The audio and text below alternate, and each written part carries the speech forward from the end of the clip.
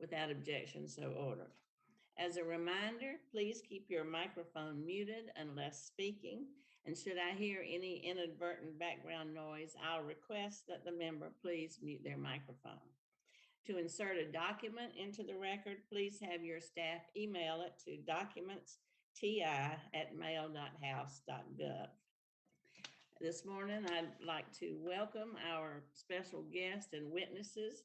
We have the Honorable Robin Carnahan, who is the administrator of the GSA, and we have Ms. Nina Albert, who is the Commissioner for Public Building Services of the GSA.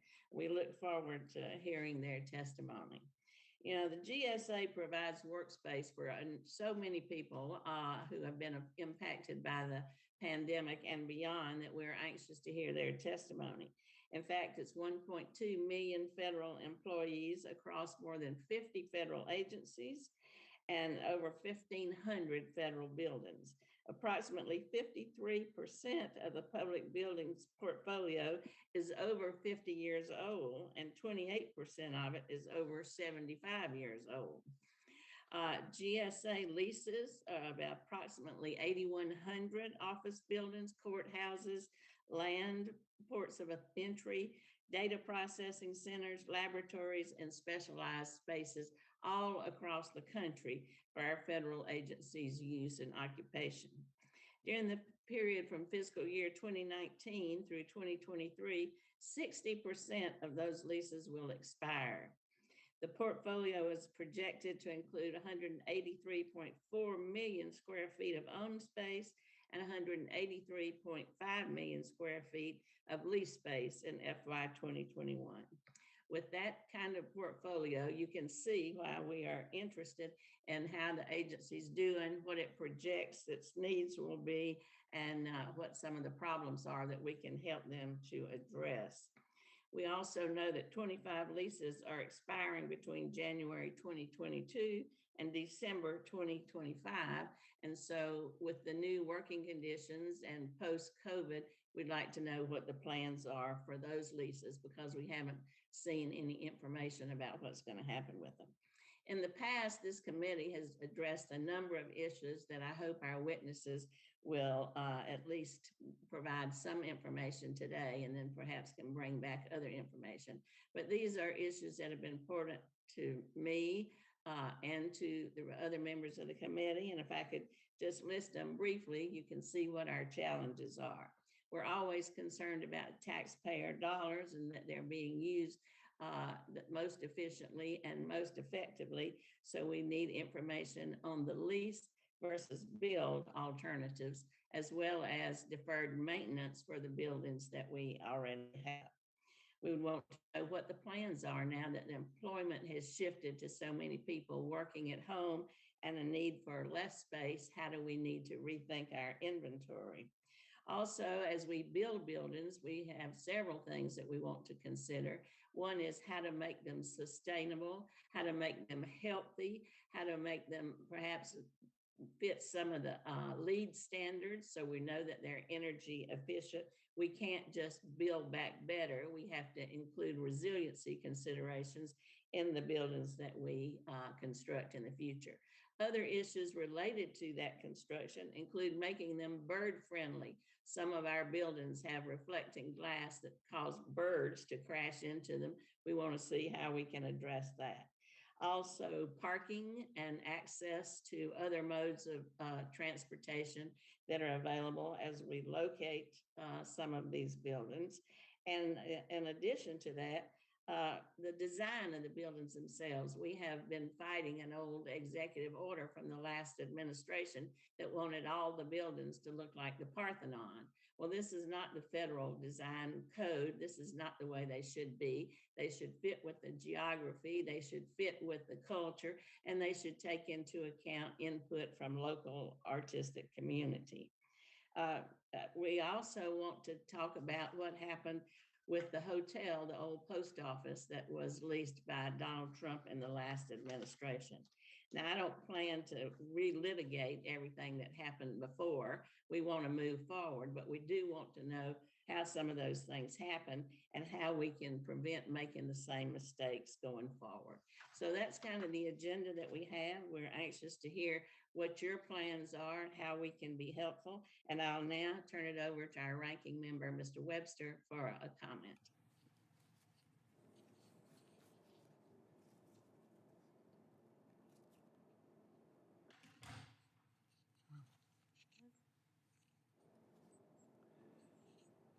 Thank you, Chair Titus, and thank you for the two you've invited today, the administrator and the commissioner.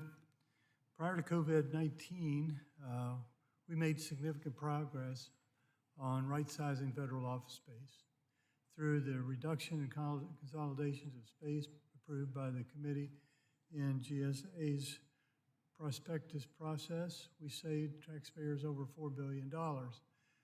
Following COVID, we are facing new opportunities given the shift in workspace needs due to increased remote work, as well as indications that teleworking may continue at higher levels post-pandemic.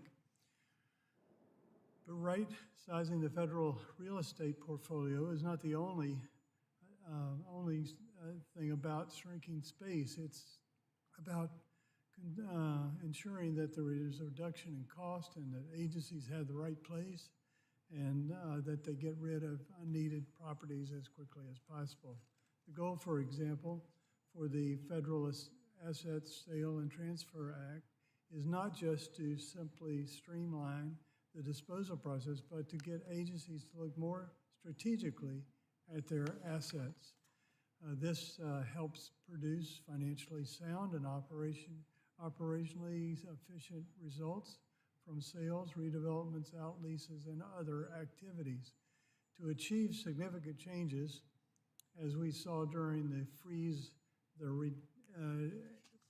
reduce the footprint efforts, it takes the administration, including GSA and OMB, working together with Congress to spur agencies to make better decisions about their space. It also means alternative financing options should be on the table. It makes no sense for taxpayers to effectively and pay for a building, sometimes many times over through the lease, and then have to pay fair market price on the value on top of that just to purchase it. Although the GSA has the legal authorities to negotiate discounted purchases options, enter into public-private partnerships, it has not been able to take advantage of those authorities. GSA should be free to use these authorities where appropriate to facilitate the right sizing of the portfolio and reduce the cost to the taxpayer. I hope we can work together to ensure that we achieve that, and I look forward to hearing from our witness today. Thank you, Chair Titus, and I yield back. Thank you, Mr. Webster. I now recognize Chairman of the T&I Full Committee, Mr. DeFazio. Thanks, Madam Chair. Thanks for holding this hearing. Administrator Carnahan, Commissioner Albert, welcome to the committee. We want to be a good partner with GSA. So far in fiscal year 22, you asked for 32 repair, alteration, construction projects. That's the last week. We've authorized 25. The Infrastructure Investment Jobs Act has $3.4 billion for land ports of entry, which need a tremendous amount of work. And the Build Back Better Act includes $500 million to help make federal buildings more energy efficient. And then outside of our jurisdiction, of course, although it was part of the Invest Act in the last Congress, is the purchase of zero emission vehicles for the Postal Service, which will be a tremendous boost to the EV industry and also tremendously reduce pollution. I'm looking forward to that acquisition.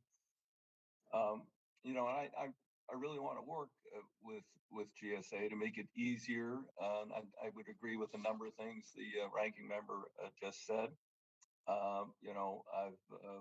In particular, I've heard about how frustrating it is you can't access. I understand now there's 10 billion dollars of rent that you're collecting.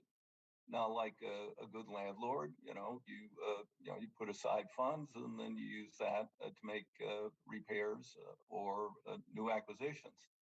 Unfortunately, Congress has not allowed you full access or easy access to those funds. And I hope that's something that we can find a way to correct in the future, and would look forward to working with you and your staff on ways to figure out how to do that, and have you make the case that if you had access to those funds, how you could actually save money in the end because of not deferring maintenance to the point where buildings are basically on the verge of demolition and other issues with deferred maintenance. But I've got to say that I think your agency is a little bit Congress shy, should I say. Our requests for technical assistance take too long. We're not getting answers about questions about your post-COVID space requirements. And that makes it difficult for us to help you. You've got to help us work on that culture. I'm hoping for transformational changes under your leadership, so that we can address some of these issues. Should you own more space than you can afford to maintain? What does it mean if Congress allocates less money than you request every year? What about the rent structure? How many courthouses do the federal judiciary really need? And how big do those things need to be? The robing area for the judges in the new federal courthouse in Eugene, where my office is housed, their robing areas are bigger than my office. There's real questions and scrutiny that needs to be applied. I realize they are a third and independent branch, but that doesn't mean they have to have excess space. And to put it mildly, your predecessor was challenging to work with. I won't even, I won't go beyond that. I'll just leave it there. But we still don't have answers about GSA's failure to properly consider the emoluments clause of the U.S. Constitution when it came to the old post office building. It was pretty darn clear when I read it. And we never, ever got clear answers to how that was actually constitutional. And no clarity at all about the very sudden decision to cancel the decade-long effort to get the FBI a new and secure headquarters, outside of downtown Washington, D.C.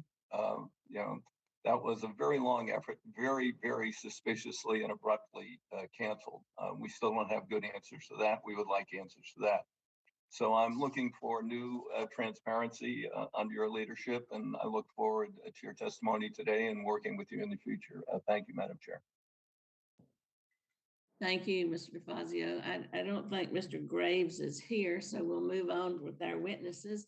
I want to welcome you both and thank you, Ms. Carnahan, for talking to me on the phone before we had this hearing. I feel like we have started off on a better foot than with your predecessor, and I appreciate that. So our witnesses for the record are the Honorable Robin Carnahan, Administrator of General Services Administration, and Ms. Nina Albert, Commissioner, Public Building Service, General Services Administration. Thank you both for being here. Without objection, our witnesses' full statement will be included in the record. Since your written testimony will be made part of the record, the committee requests that you limit your oral testimony to 5 minutes. We can now proceed with that testimony. Administrator Carnahan, you're up. Well, thank you, Chairwoman Titus, Ranking Member Webster, Chairman DeFazio, and members of the subcommittee. It's a great honor to be with you here today. I'm pleased to be here as GSA Administrator and on behalf of our employees talk about our mission, which I think has never been more important. Now, I know this committee's been very interested in GSA's efforts to keep our buildings safe and operational throughout the pandemic. So I want to start by thanking everyone on the committee for your support, but also acknowledging the tireless work of the GSA team to respond to the pandemic. I can tell you that the work of the Public Building Service, as well as our Federal Acquisition Service, has been heroic over the past 2 years. They've acquired and distributed huge amounts of supplies, amended thousands of service contracts to ensure more cleaning, helped many federal, state, and local partners meet their emergency needs. My written testimony goes into more details, and Commissioner Albert and I would be happy to discuss any of this important work later today. Like me, I know the committee is very interested in what comes next. So I appreciate the chance to be here to talk to you and outline what I see as the biggest priorities and opportunities for GSA in the months ahead. First, I want to acknowledge that President Truman's original purpose for creating GSA in the first place remains our North Star, and that's to streamline government so it works better for the people we serve and to save money doing it. That mission hasn't changed, but especially coming out of the pandemic, in which all of us have had to adapt to new ways of working, the way GSA delivers on that mission certainly has and will continue to change. In our real estate portfolio, that means finding ways to both right size in light of our partners' changing needs and rebalance our portfolio so that we can consolidate whenever possible into owned government buildings that offer customers the type of workspaces they need going forward. A number of those kind of new offerings are already in progress, like an office in a box concept, and also pilot projects that will allow agency staff to access federal and private co-working spaces that can offer both shorter commuting times and secure work environments. In government-wide acquisition, this means becoming the marketplace of choice for our partners by making it so easy and so fast and so cost-effective to buy through GSA that it just wouldn't make sense for agencies to look anywhere else. We know that in order to create that kind of marketplace is going to require us to make it easier, faster, and cheaper for businesses, especially small businesses from underserved communities, to access and sell to government buyers. And when it comes to technology, it means making smart bets on creating a suite of shared, secure services that all agencies at every level of government can access to improve the way they deliver services to the public and save money. We all witnessed how outdated and hard to use government technology through the pandemic took a toll on so many families across the country. And we know that when we make government websites work better for people at their time of need, it isn't just about a website. It's about showing that our government can and does work effectively for the people it serves. Of course, to accomplish all of this, we need Congress's support and partnership. And that's why the president's budget request, the Infrastructure Investment and Jobs Act, and the reconciliation package is so important. Those are funds that will allow us to repair and upgrade public assets, providing an historic opportunity to consolidate agencies from this costly leased space into federally owned space, make our buildings safe, sustainable, and resilient to future emergencies, and create adaptive, flexible space that's better suited for the workforce of the future. All this also includes, as the chairman said, modernizing more than 30 land ports of entry, supporting border security, and promoting trade and commerce. With this funding, we can also do our part to combat climate change. We can reduce greenhouse gas emissions in federal facilities by fully 95%. We can put more than 150,000 zero-emission vehicles on the road, along with charging infrastructure at our public buildings. And we can help the government lead by example and dramatically reduce its carbon footprint. We can also make long deferred and sorely needed investments in our digital infrastructure so that we can provide better, secure, accessible services to the public and our agency partners. Overall, these investments will allow GSA to make critical upgrades, the ones we need to ensure our government can effectively and efficiently deliver for the public now and be better prepared for the future. Whether you're a teacher, a construction worker, a small business owner, or a member of Congress, these are smart investments. I look forward to partnering with the committee in the years ahead, and I look forward to your questions today. Thank you very much, Administrator. Now we'll go to Ms. Nina Albert, who is the Commissioner for the Public Building Services. Good morning, Chairwoman Titus, Ranking Member Webster, and members of the subcommittee. My name is Nina Albert, and I'm the Commissioner of the Public Building Service, or PBS, representing more than 5,500 employees. I'm happy to join Administrator Carnahan this morning to discuss with you PBS's priorities.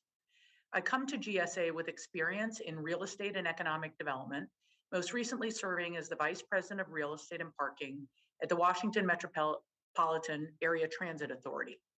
I led WMATA's headquarters consolidation and accelerated transit-oriented development throughout the Washington region. I also served in the DC government, where I oversaw major waterfront revitalization projects and served as the Department of Environment's Chief of Green Economy, where I developed commercial property incentives for energy and water efficiency. I'm pleased to bring these and my other experiences to GSA. Since the start of the COVID pandemic, GSA has proudly supported agencies by keeping buildings open for mission support, providing enhanced facilities cleaning, and providing technology and other services to support remote work. As a result of greater rates of telework throughout the federal government, GSA desires to seize this opportunity to optimize the federal real estate footprint and is partnering with our customers in the executive and judiciary branches to understand how their space needs may change in the future.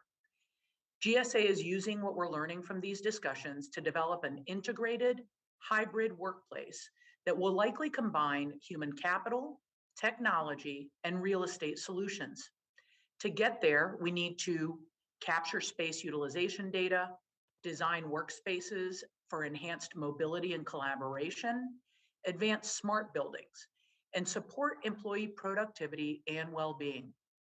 One of my primary focuses will also be to develop the strategies and plans for consolidating more agencies into federally owned facilities and reduce our dependence on leases. Already, since FY 2018, GSA has renegotiated more than 1,100 leases at below market rates, moved more than 200 leases into federally owned space, and avoided more than $4.5 billion in lease costs. The coming 5 years promise to achieve even greater space and cost savings, and reinvesting in federally owned facilities will be key to this strategy. Unfortunately, we are coming from behind, and too many federal buildings have fallen into a state of disrepair due to lack of consistent funding for maintenance. To gain the full benefit of building ownership and to be the best stewards of the American taxpayer dollar, we must address the growing list of deferred maintenance projects. By the way, replacing antiquated building systems with high-performance electrical, mechanical, plumbing, and envelope systems, as well as managing our buildings using real-time utilization data, we can significantly reduce greenhouse gas emissions, conserve water and energy use, and promote climate resilience. GSA's goal is to supply 100% of our electricity needs from renewable energy sources by 2025 and achieve carbon pollution-free electricity by 2035. Looking forward, the Infrastructure Investment and Jobs Act and the Build Back Better initiative will help America continue to make smart investments in federally owned facilities. Specifically, these two bills will help PBS complete nearly 100 projects across 34 states, the District of Columbia, and Puerto Rico. The goal is to modernize and consolidate our footprint to make it more efficient and resilient, all the while creating good paying American jobs.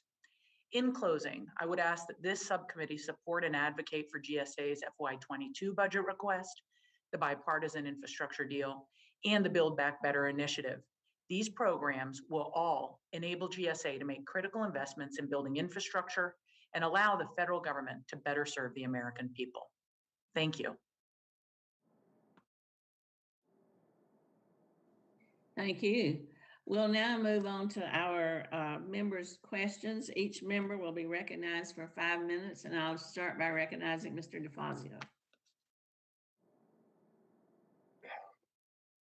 Thank you, Madam Chair.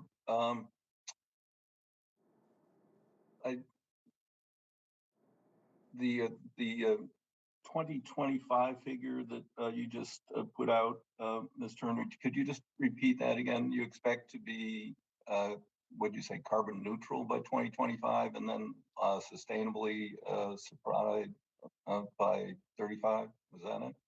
Our commitment is to source our power purchases from from 100% renewable energy sources by 2025. And then by 2035, get to carbon pollution-free electricity. Okay. I'm trying to understand the difference between Sure. sustainable and carbon free, because Yeah, the difference is that buildings, so there's power purchasing, which powers buildings, but there's a whole variety of other fuel uses for a building, primarily to heat the building. And so most buildings run on natural gas or some other, I mean, mainly natural gas. And so to get to alleviate our reliance on natural gas, that's what will take us to 2035. okay, so I get you got over here. We're talking about lights, or in parts of the country where you might heat with electricity, that'll be sustainable. But other places where you're using natural gas or heating oil or whatever, those will be till 35. Okay, I get that. I hope you can meet those goals, and that'll be great. How do you know what the deferred maintenance backlog is on our? I mentioned already that apparently there's $10 billion in collected rent, which is difficult to access. Do you know what the deferred maintenance backlog is? Is it less than or more than $10 billion? Well, of the collected rent that we receive, typically about half of that goes to pay for our lease obligations. So what's left from that, we collect approximately anywhere between 10 and $11 billion in rent from our federal agencies. About half of that goes to pay back lease obligations, which leaves approximately half to invest into our own facilities. We've been awarded over the past 10 years, rather than the 5 billion, closer to 3.5 to 4 billion. So that limitation of the limitation on access to that remaining billion of dollars has resulted now in what we estimate to be close to $9.5 billion in deferred maintenance and liabilities. Oh, this is interesting. This so much echoes the Harbor Maintenance Trust Fund, where we're collecting an ad valorem tax, depositing in a fund, a program created by Ronald Reagan, and Congress underspent that money for years. We finally, last year, resolved that. It only took me 25 years.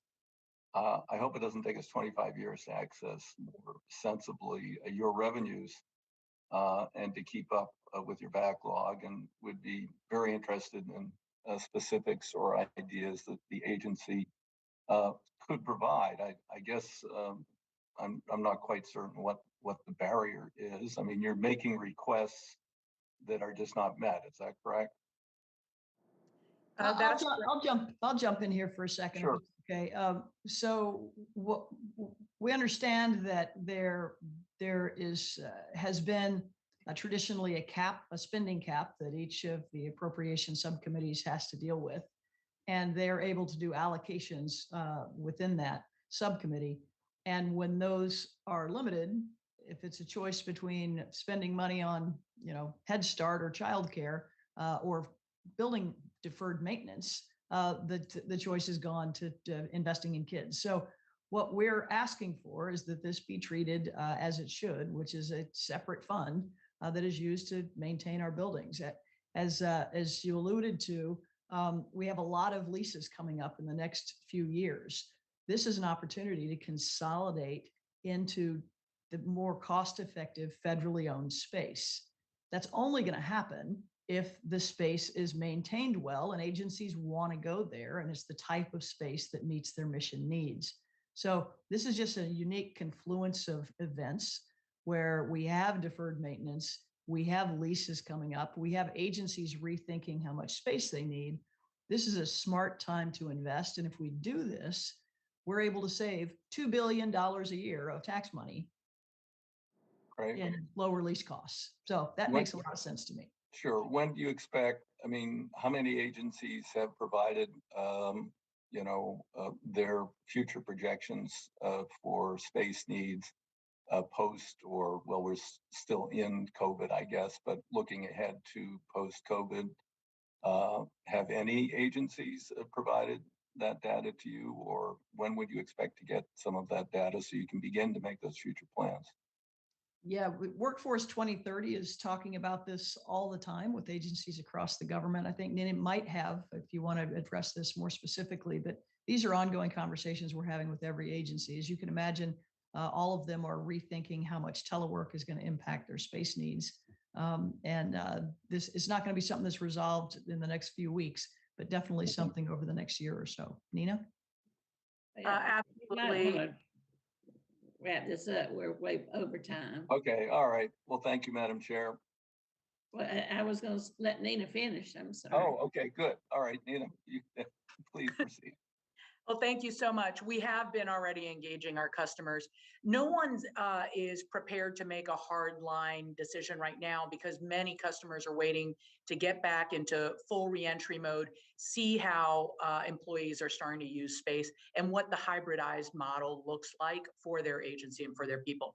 But we're hearing back from people anywhere between 20% reductions all the way up to 50% reductions, which is in line with what GSA's own expectations are.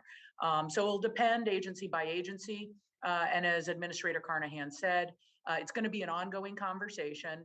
But we do believe that overall for the federal government, we will be able to reduce the footprint. And there is a great opportunity to reposition our existing portfolio and reduce our reliance on leases. Excellent. Thank you, Madam Chair. Thanks to the witnesses. Thank you. And now I recognize Mr. Webster.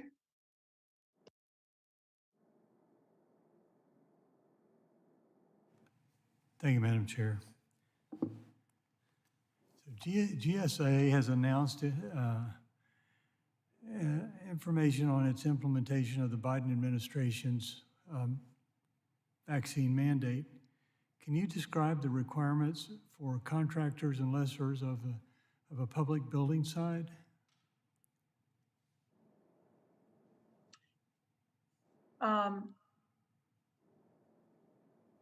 I'll speak generally to the vaccine mandate, and Commissioner Albert can, if you'd like to go into any further details. As you know, Congressman, we're working hard to ensure that the pandemic is under control, that folks are able to get safely back into their everyday lives and their work schedules, and higher vaccination rates. The higher they are, the faster we're going to get there. So every step we're taking is to move toward that goal. We are working closely with the contractors. The intent is not to punish anyone, but to make sure that folks get vaccinated as soon as they possibly can. We understand that many of the contractors are having to deal with unions and employees and educating folks.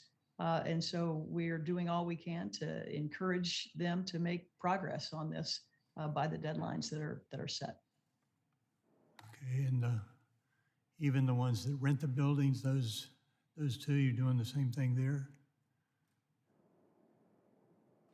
Right. This would apply to federal employees and to federal contractors. Yeah. Do these requirements cover existing leases? If so, has there been any analysis on the impact of the mandate on leasing costs and competition? They do apply to existing leases. I don't know about the second question. Nina, do you have anything you want to add on that? I don't. Right now, we have received a fair number of contract modifications that have been approved, both by contractors as well as lease amendments approved by our lessors. We're not at the deadline yet for their response to the lease amendments. The concerns that have been raised to date have really just been around the deadlines and how tight they are. And so we're working with our contractors and lessors to make sure that they have the time that they need to implement these mandates. Candidly, we're working with lessors and contractors as they're sharing with us either their concerns around the deadlines or any other questions that they might have about the guidance that's been put out. Could you commit to providing the committee staff with some sort of briefing on this? Absolutely. Yeah, certainly. Whatever be helpful for you, we are happy to visit with you about it. Okay, I had another thought as I was asking that question is, I heard the word cleaning a lot in your two presentations about keeping the buildings clean. That's laudable. But on the other hand, since cleaning became an issue and now it's not as much because it's been determined after 60 years that the virus is an aerosol. It doesn't fall to the ground, even at a larger weight and so forth, or size. And so the real problem is in the air. I talked to the building engineer here at the Capitol, and then another one who replaced him, gave them some information. And then also I talked to the speaker and to the minority leader about the issue and about what they needed to do as far as aerosol versus things falling to the ground, which I believed over 2 years ago. But my question would be, are you in these new buildings making provision for some sort of air cleaning? I mean, there's ionizers, there's also UV lights. Are those being added to buildings that are under construction or being designed and so forth? I'll I'm go going to ahead. defer to the commissioner on this one. Well, Congressman, thank you for that question. I don't want to overlook how important cleaning in the case when there is a COVID case or a suspected COVID case comes up. We are still poised to respond and make sure that the building tenants are notified and that we are adequately and appropriately cleaning where the suspected case is found in the building and disinfecting high-touch surfaces. So I just wanted to put that on the radar and let you know that that's still a high priority. As it pertains to what we're learning now about how the virus spreads, which is through airborne means, we have surveyed all of the buildings. As you know, we have a very large portfolio to understand what type of ventilation systems are in place, because one of the goals is to increase air ventilation in spaces. And then the other is air filtration. So many of our newest buildings already have the best or the recommended level of air filtration and options for ventilation. Where we're really focused, and CARES Act funding is going to allow us to implement this where we where we've already implemented some, but we're looking at implementing more, which is to retrofit those older buildings where applicable with appropriate ventilation mitigations as well as air filtration mitigations. So I'm hoping that that's answering your question. Like I said, the most modern buildings have what is recommended by the CDC for air filtration and ventilation. And where we're really focusing is dealing with retrofitting our older buildings. Thank you. I'll now recognize myself for 5 minutes. Appreciate those detailed answers. But before we can very effectively move forward, we need to address the kind of 3 elephants in the room.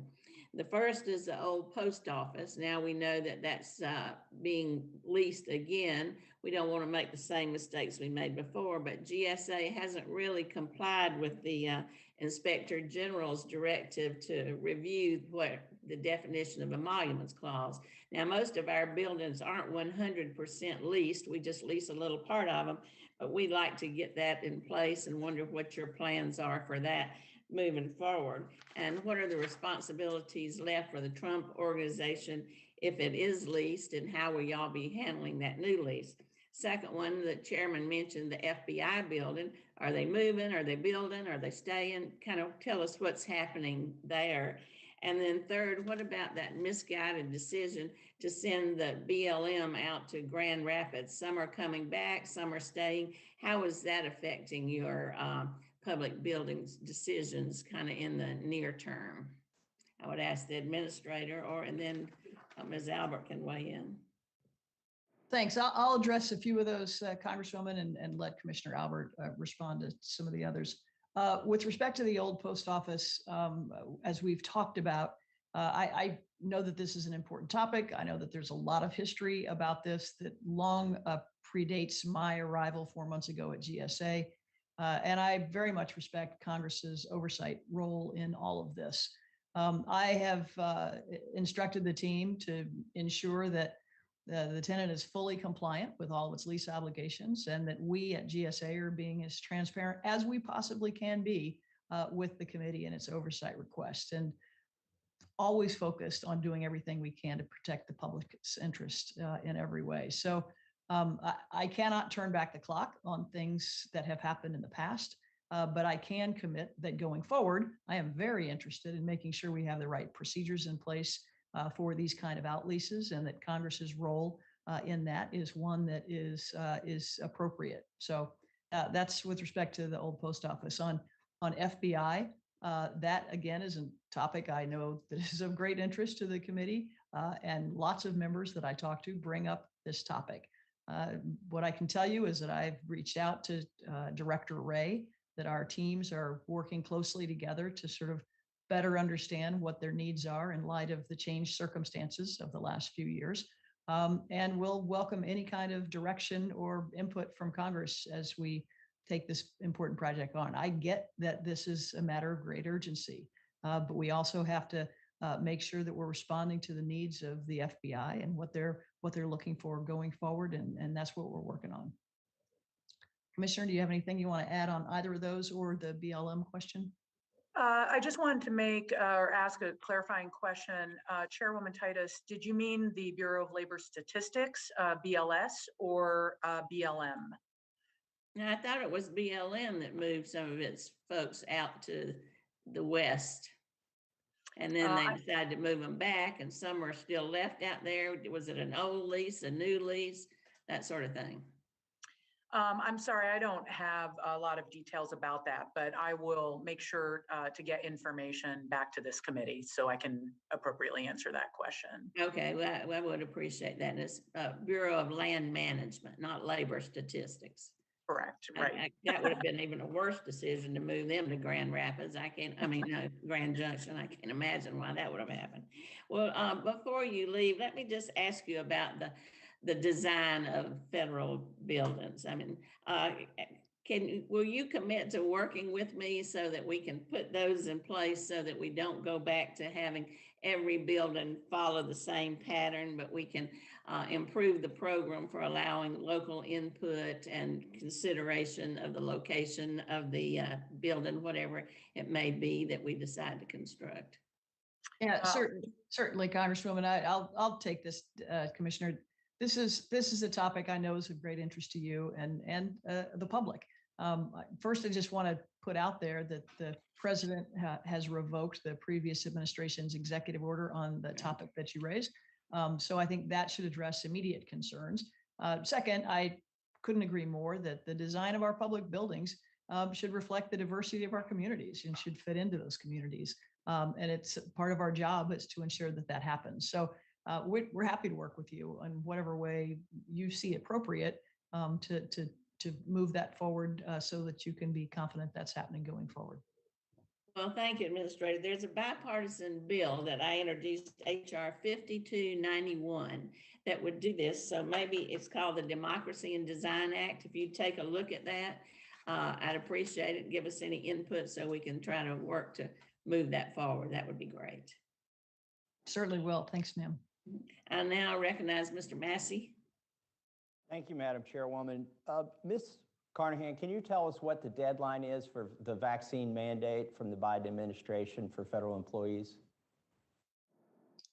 So that I can tell you that there's a target date of December 8th that they have put out there, that they want there to be progress on vaccinations. So that is the hard and fast date that I know of.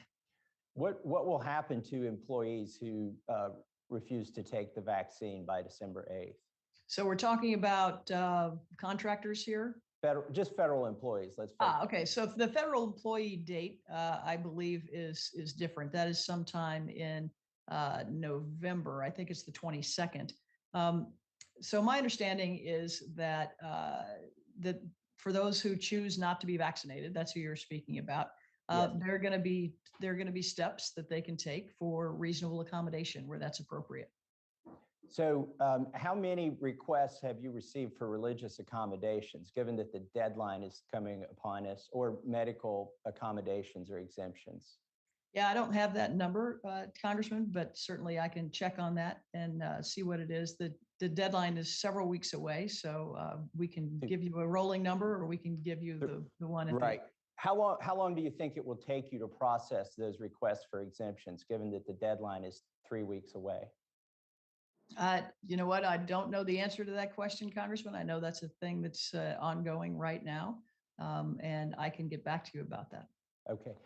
How many have been granted or requested? Do you know how many have been requested or granted at this point? I do not. Is there a form that federal employees at the GSA can fill out right now and apply for a religious exemption, or is that form not available yet?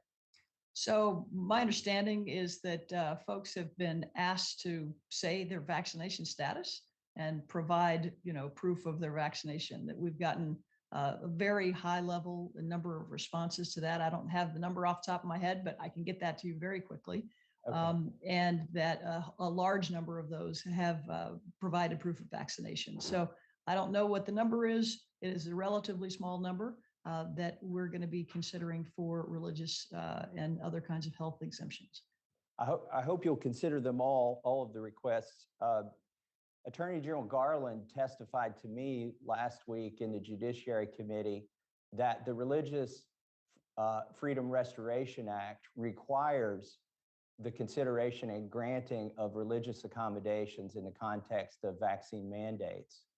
Have you received any guidance from the Biden administration on how to process these requests, given that the law requires that religious accommodations be made to the vaccine mandate? Yeah, thanks, Congressman. The team is working very hard on this. This is a matter of great interest to everybody across the administration. I think it's important that there be as much consistency as possible so that there's predictability in it. So yes, the team is working closely with the rest of the administration on this. Can you provide us with the guidance that you've been given from the Biden administration? And I'm not picking on the GSA, you just happen to be in this committee today.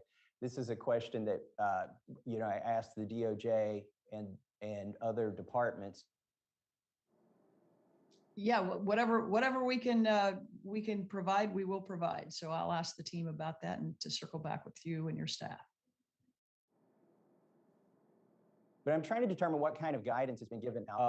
Ms. Albert, have you received any guidance or communication from the Biden administration regarding the possible implementation of vaccine passports or other proof of vaccination to enter federal facilities or for contractors or the general public?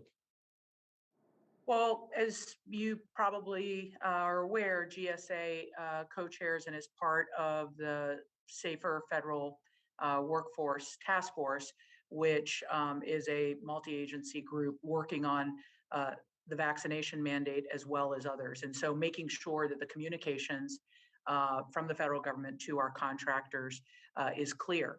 Please, we are obviously receiving feedback from contractors and questions, and we're processing those very quickly and continuing to evolve our guidance as we learn more. Have there been any discussion of vaccine passports or requiring proof of vaccination to enter federal buildings? I have not heard anything about vaccine passports. In order to enter into a federal building, right now you need to, and this is the current state of what the guidance says, is be able to provide either you have to wear a mask if the locality requires mask wearing indoors, so compliance with local guidance around mask wearing, social distancing, of course, and then just a provision or an attestation about vaccination status. Thank you, Thank Madam you. Chairwoman. My time's expired. I'll yield Okay. back. All right, thank you, Mr. Massey. We'll now go to Ms. Holmes Norton. Thank you very much, Madam Chair, for this important hearing. I have a question for Administrator Carnahan.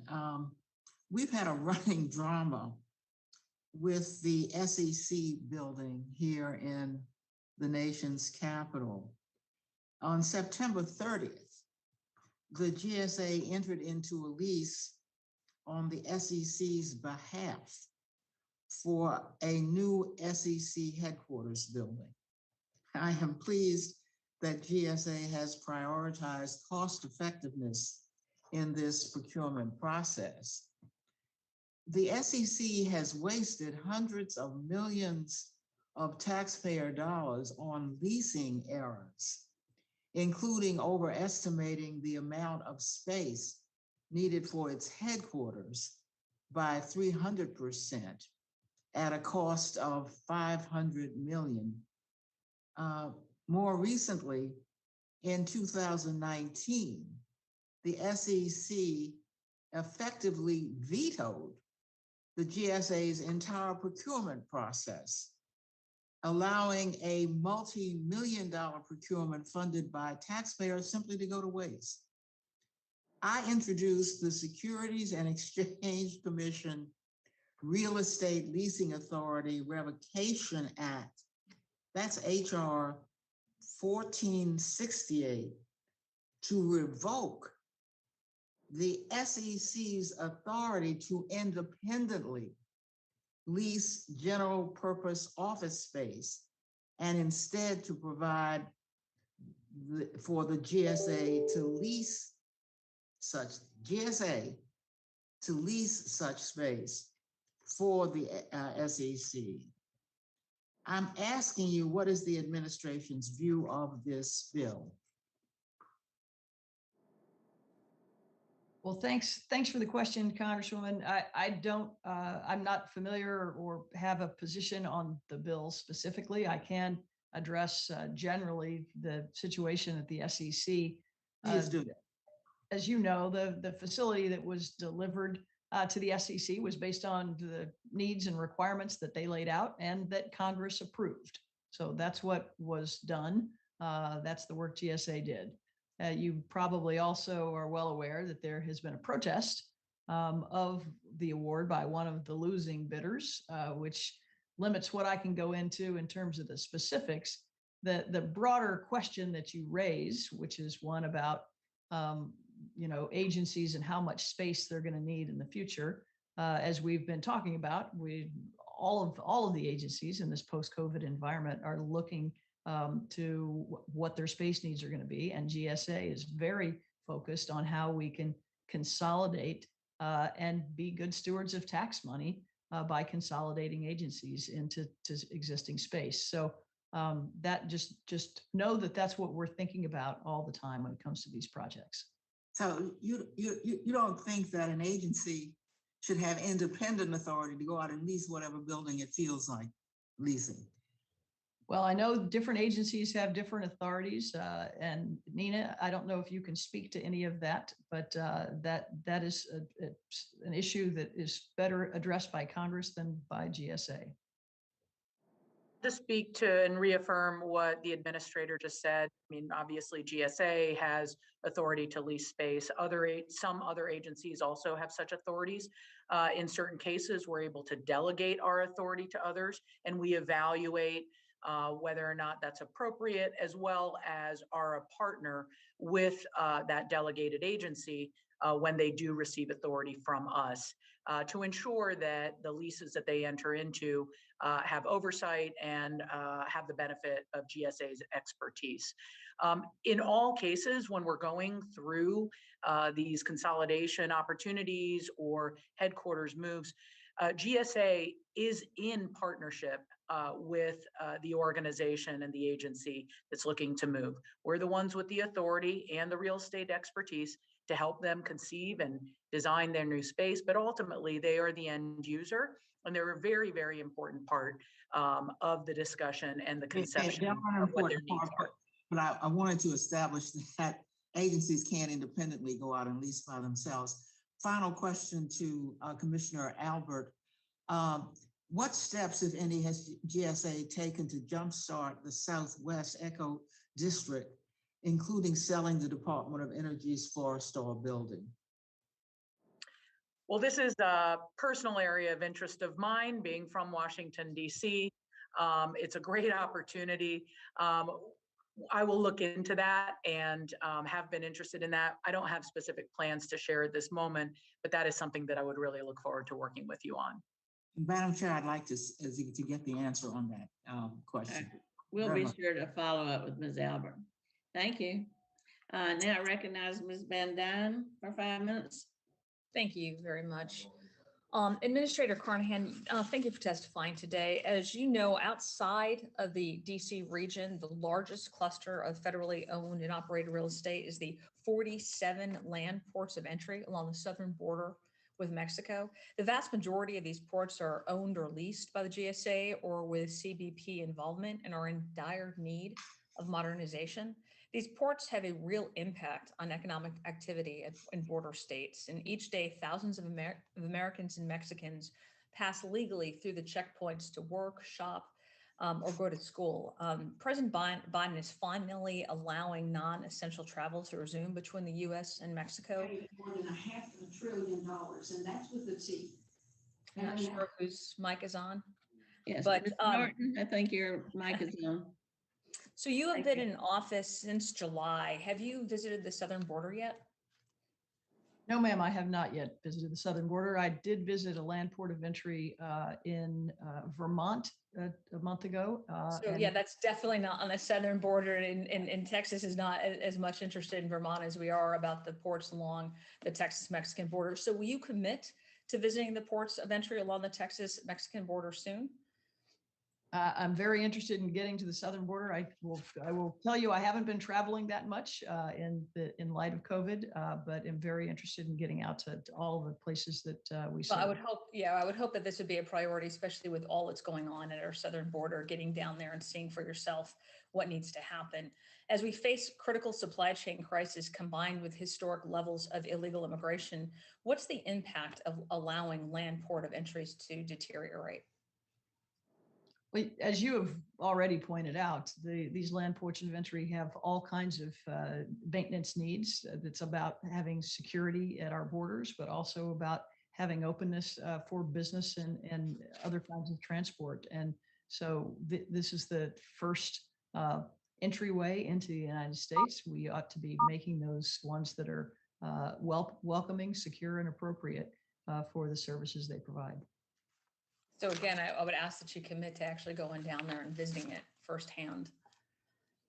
Last month, you made comments on reimagining how people work and make sure that federal government employees have everything they need to work, whether they're remote in the office or using a hybrid model. Unfortunately, what my constituents and I have seen is a non-responsive federal workforce. Wait times are out of control, and it's clear that agencies such as the IRS, Social Security, USCIS are not being effective while working remotely. So have you had conversations with agencies to see what's needed to get agencies back up and running so that the government can be responsible for its constituents?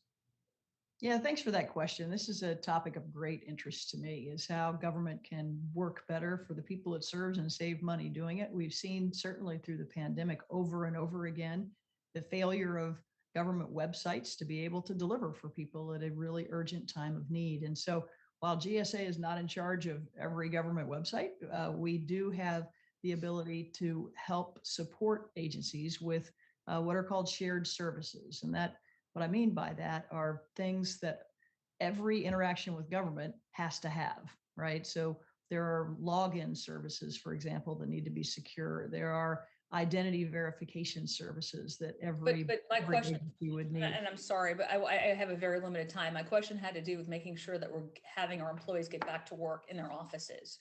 So have you had conversations with those agencies that I mentioned, specifically the ones that are not working well remotely? Have you had conversations with them to make sure that we're doing everything that we can to get those employees back in the office?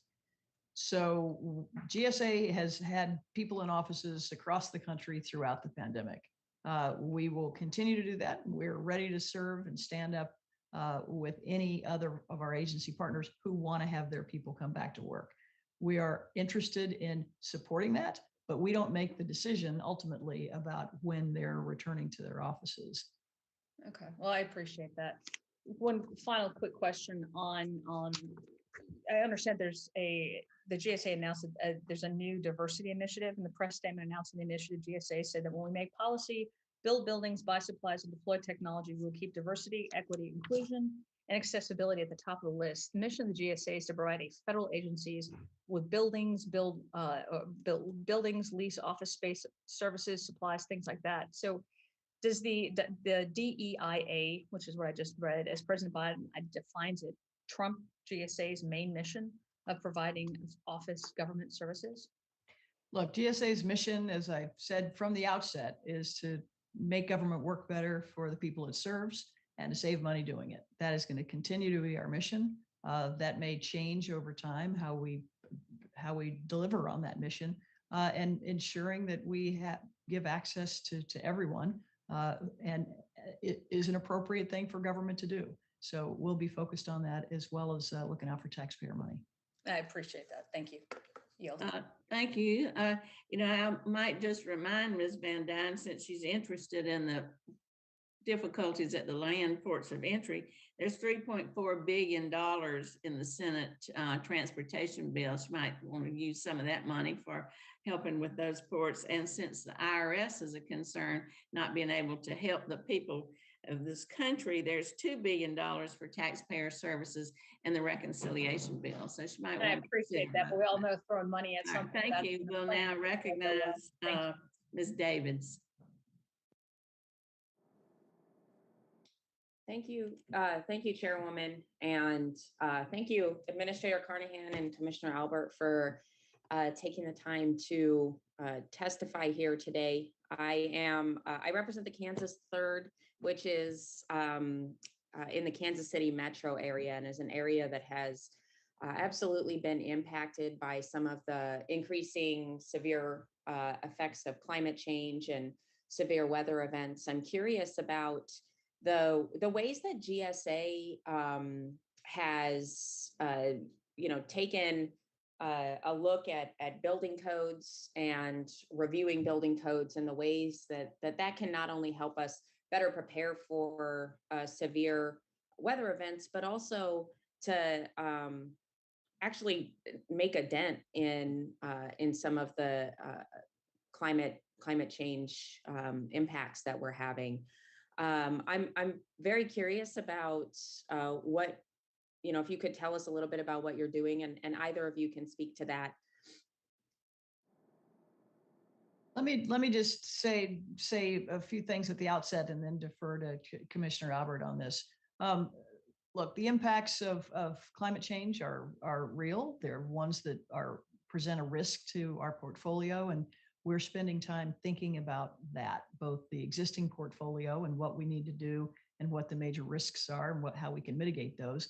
But we're also thinking about how these changes should impact how we think about locating future government facilities. So that's really, about doing better with data, understanding all of our portfolio, and doing the evaluations to figure out certainly things in flood zones or other kinds of climate risks to our systems, and then putting a price tag on what it would cost to do that mitigation. So, Commissioner, do you have anything you want to add to that? Yes, I'd just like to respond to the specific question about building codes. As you know, building codes are set, and which codes are used are set by the locality. We comply with all local codes. But in terms of what the federal government's own standards are, as the GSA sets them, we really incorporate into our design specifications and lease guidelines what codes are required for federal buildings, or for the federal government to lease space from other landlords. And so that's really how we set the standard for things like building resilience. It's really in how buildings are designed, and the design standard that we bring it to, which in many cases is above what local codes mandate. Yeah, and I think, in all the research that I've seen, if we really took a strong, hard look at improving building code building codes, we could actually really make a dent on things like carbon emissions and that sort of thing. So I appreciate the work you guys are doing over there to address that. And then I think, since I just have like a short amount of time here, but I do think that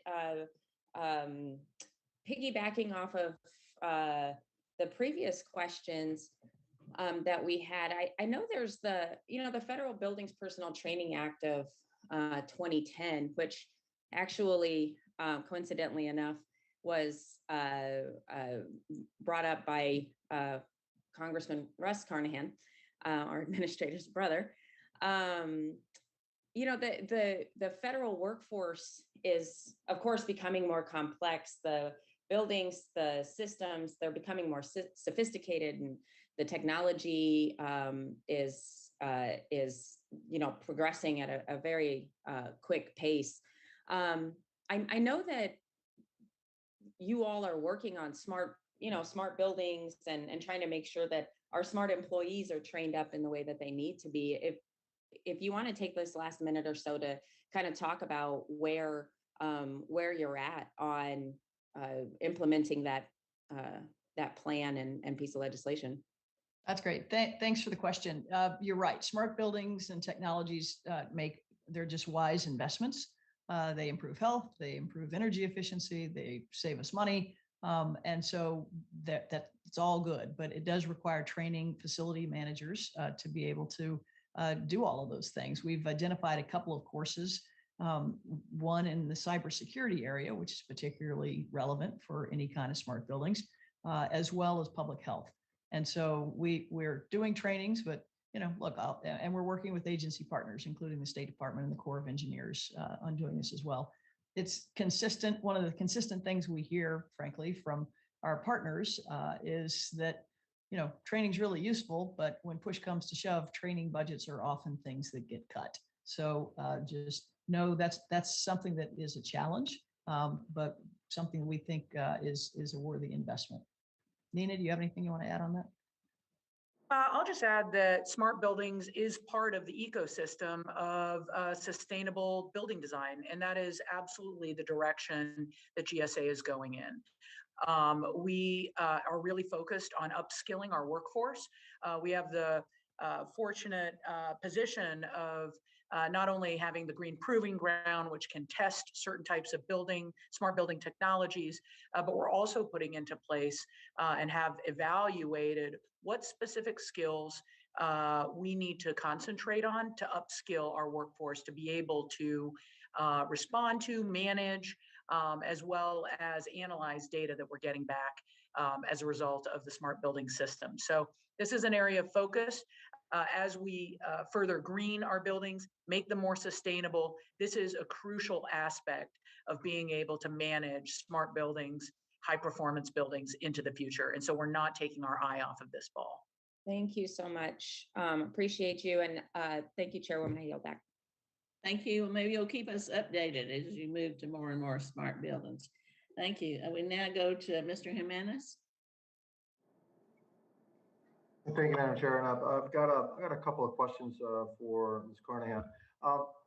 Do you have have you started a process to begin the consolidation of federal properties in order to reduce the amount of money that we spent as a federal government on all of our agencies? Have we started a process on that? Well, we think about it all the time, Congressman. It is leases come up on different cadences. That's why, as I mentioned before, the fact that we've got about over 40% of our leases coming up in the next 4 years.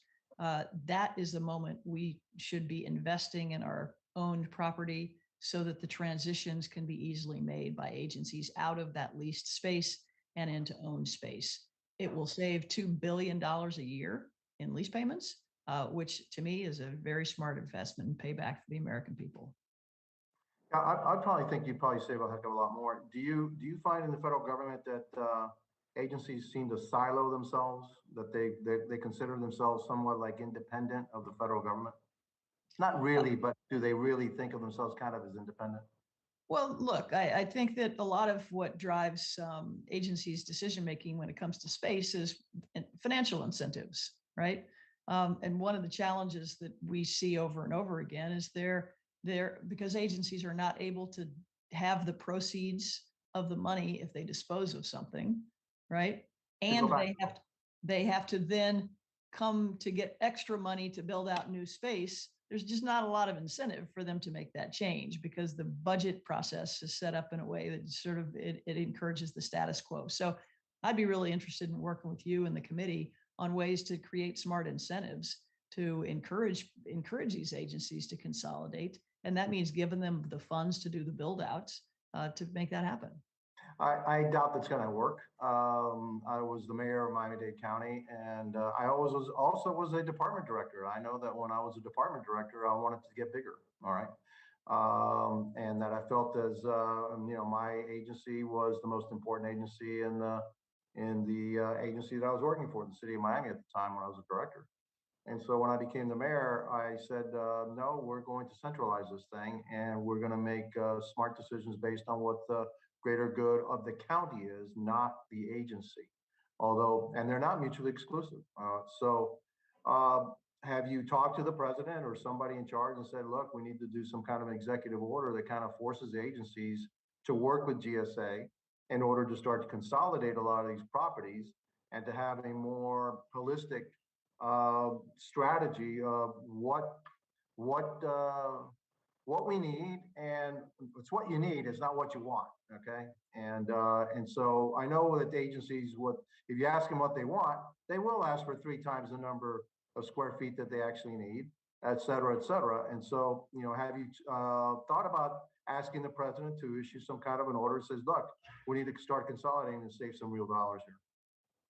So I have, Congressman, been talking to everyone I can talk to. I have not spoken to the president about this topic directly, but I have spoken to lots of people about the need to be able to take this unique moment where agencies are rethinking what their space needs are because they've just spent 20 months with people teleworking, and they know that this is going to change going forward. So there's not a lot of times in government, certainly, that there is a seismic shift in how people are thinking about how they deliver service. And we're at that moment. So the question is whether we're going to be smart and take advantage of it.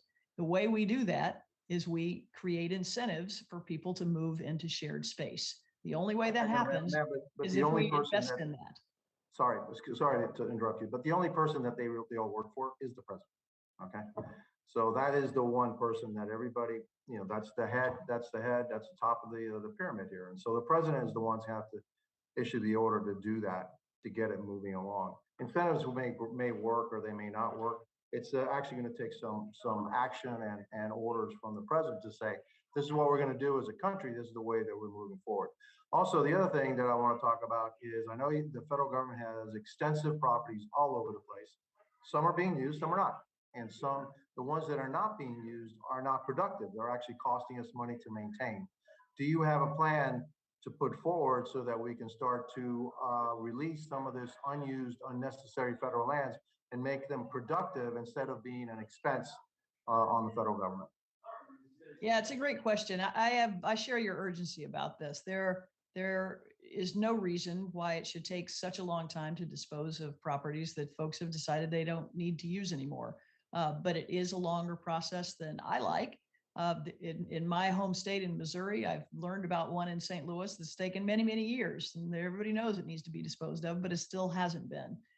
There are often issues with getting that done. Sometimes those are environmental issues. Sometimes those are other kind of community issues. The main thing we've got to sort of balance against speed is the impact on the community, because you can imagine if you're giving up a big federal tenant in a space, that's going to have an impact on a community. And so we don't want to make those decisions lightly, and we want to be in close consultation with the communities where they're located. Thank you, ma'am. My time is up and I yield back. Thank you. I now recognize Ms. Gonzalez-Colon. Thank you, Madam Chair, and thank you, Administrator, for being with us today. My question will be, given the significant seismic activity impacting the island of Puerto Rico, how confident are you that the digital federal building remains structurally sound, and what efforts the GSA is taking while working toward the needed seismic reinforcement to ensure my constituents that the facility is safe for occupancy. Well, thanks for the question, Congresswoman. I know that this is a topic of great concern to you and your constituents. I know I've been only marginally briefed on this topic, but I believe Commissioner Albert can speak more specifically to that building. Thank you so much. This is a priority for us. We've already obligated $48 million in repairs and improvements to facilities in Puerto Rico following Hurricanes Irma and Maria. We're also continuing our work in various campuses that are ongoing right now. So we're very pleased with the progress that we've made in the Build Back Better proposal. We believe that we can use about $500+ million to complete the projects of the federal facilities that are in Puerto Rico. And in that design and construction work, seismic protections, as well as other protections for other climate change events are being incorporated. So thank you for that question. Thank you, Commissioner, as well, and Administrator. And the reason I made this question is that you already know that last week this committee passed a resolution for the $22 million for the phase of design and the construction of the new annex to the building, and I'm happy with that. But I know as well that this is just the first phase of a long project. And when do you think my constituents can see the whole project being built? I mean, I know that the different phases are going up to this phase is 2022 to 2024, and the construction for seismic retrofit is back in 2028 to the fiscal year 2031. So do you say that this is, I mean, how committed is the administration in terms of having the funds for all the phases in the future? This is part of, I mean, these projects will be part of the Build Back Better program for us. So if that funding is approved, then we are well positioned and do have these projects in our priority list for completion. As you know, the $22 million that kicks off the design, we are absolutely prepared to execute on that as soon as the FY22 budget is approved. And that is really what gets the entire process moving. And we're anxious to get started and to be able to deliver those projects for you. Thank you. And my question, Administrator, right now will be, how will GSA use the lessons learned throughout the 2010 ARA project in San Juan to ensure high level of management, coordination, and oversight to be provided to ensure that the successful completion of this complex project can be done? We got a lot of experience with that project in the past, and I just want to know if the GSA is taking into account all the mistakes and situations that happened during that process in 2010. So I appreciate your question. As you know, I was not around in 2010, so not familiar with all of the history, certainly not as much as you are. But I will say that our teams are committed to doing all they can to deliver these things on time, on budget, and meeting the mission needs of the team. That takes a lot of close collaboration with people that are on the ground, certainly with people in your office. And so we'll look forward to collaborating going forward. Thank you, Ms. Frater. My last question will be that just to let you know that Puerto Rico has an agency dedicated to the promotion and use of public-private partnerships to the benefit of the government and to save taxpayers' money for my constituents. And I think it will be beneficial for GSA to have the ability to use P3 partnerships. My question to you is, do you believe in P3 projects? And if you are committed to work with my office and this committee to come up with solutions to ensure GSAs can utilize P3 partnerships in the future. Yeah, thanks. I'm a big fan of public-private partnerships. In fact, whenever we can do anything that is a smart, quicker way to speed up projects and also save money, it makes sense. But what we need to make sure of is that those are set up in ways that do make sense and don't mean the government is overpaying for something. So they need to be financially appropriate and looking out for taxpayers. One of the things that we have done a lot of when it comes to P3s is energy savings performance contracts. So that's one where we have a lot of experience, where, as you know, that's where we enter into long-term contracts with companies that upgrade and improve the energy efficiency of facilities, and then they're paid back sort of over time as we pay for those utility costs. There are plenty of ways we could expand those, and we would really look forward to working with you on how to do that. Thank you, Administrator. My time is expired, but I want to say thank you for coming today, and I invite you to come to the island whenever you're ready. Thank you, Madam Chair. Thank you. We'll now recognize Mr. Guest for 5 minutes. Thank you, Madam Chairman. Commissioner Albert, I want to speak with you a few minutes on flexible co-working space. We know prior to the pandemic that the GSA was reducing our real estate footprint because of excess capacity. We know because of COVID, we've seen more individuals now teleworking, and that's created uncertainty about the amount of space that we need going forward in the future. I know several weeks ago, there was a news release reported in the by the Federal News Network, and it says the General Services Administration's building on lessons in flexible workplace learned during the COVID-19 pandemic is giving the federal workforce new opportunities to keep working outside of their traditional offices. It goes on to say GSA last week took the first major step in implementing its long-term future of work strategy by awarding a first of its kind contract to provide flexible co-working spaces for federal employees nationwide. The contracts, whose GSA estimates to be roughly $50 million, harkens back to a similar concept the agency experimented with more than a decade ago. And so two things. First, I ask if you could kind of expand upon the flexible co-working spaces, how you see that going forward as we are looking to retool coming out of COVID-19. And then also, when can we expect to see task orders issued for competition under this contract? Well, thank you so much for that question, Congressman Guest. We've actually just last week hosted an event virtual with I think it was 40 different agency customers that were really interested in learning more about the co-working task or IDIQ.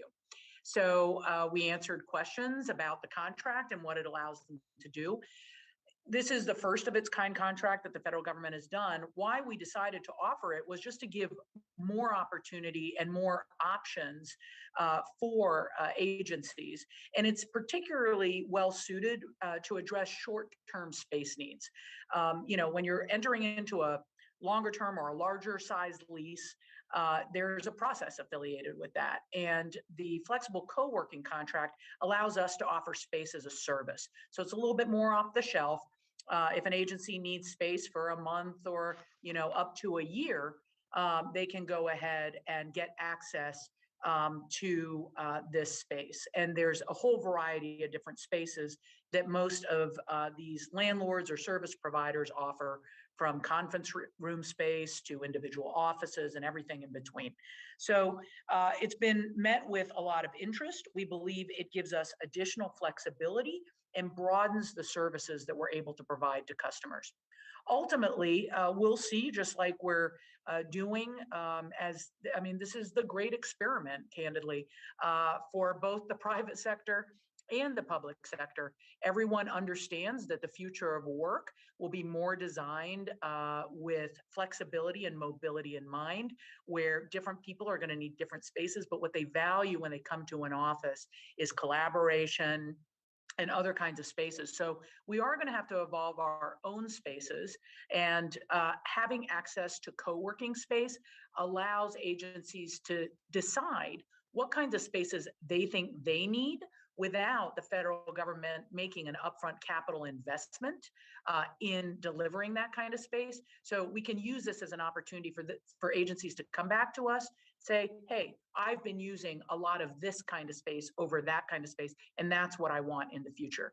So we see a great advantage to it. There's a lot of interest from our agencies, and we look forward in the next year to learning more about how the space is going to be used. Thank you. And kind of an unrelated question, Commissioner, while I've got you, is on page 7 of the written testimony, it talks about the proposed $5 billion investment in federal buildings. Going on over on to page 8, it talks about some of the potential savings.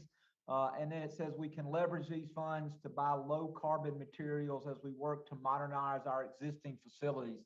And just curious, as it relates to low carbon materials, what type of materials would you be referring to there?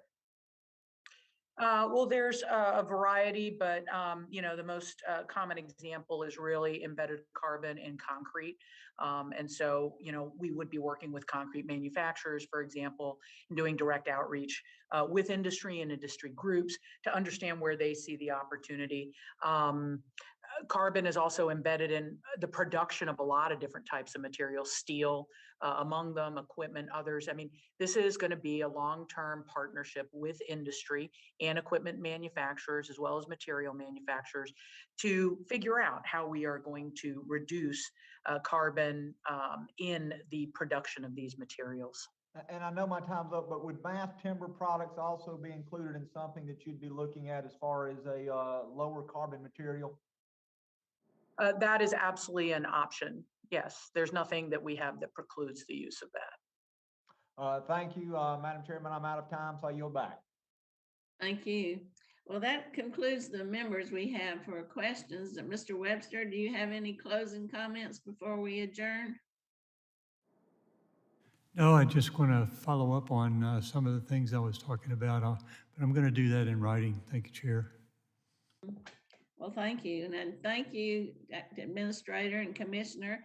We really appreciate your commitment to transparency and cooperation. You can tell by the questions that there's a lot of interest from the members on what you're doing and what you're planning to do. I also appreciate your working with us with the appropriators to get some of the money that you collect that you need to then reinvest in our buildings to make them safer, make them healthier, make them greener. So we want to work with you to do that. You set the market in many places where you're located for commercial real estate. So we want you doing it the most efficiently way possible, always keeping the taxpayer in mind, but not building to look like the Parthenon. So thank you. Thank you very much. And we'll appreciate you getting back with some of those questions. And I know that we'll be in touch moving forward. We welcome your wise counsel on these issues. So that concludes our hearing. Your comments will go into the record. As I said, they've been very helpful. I ask unanimous consent that the record of today's hearing remain open until such time as our witnesses have provided answers to any questions that may be submitted to them in writing.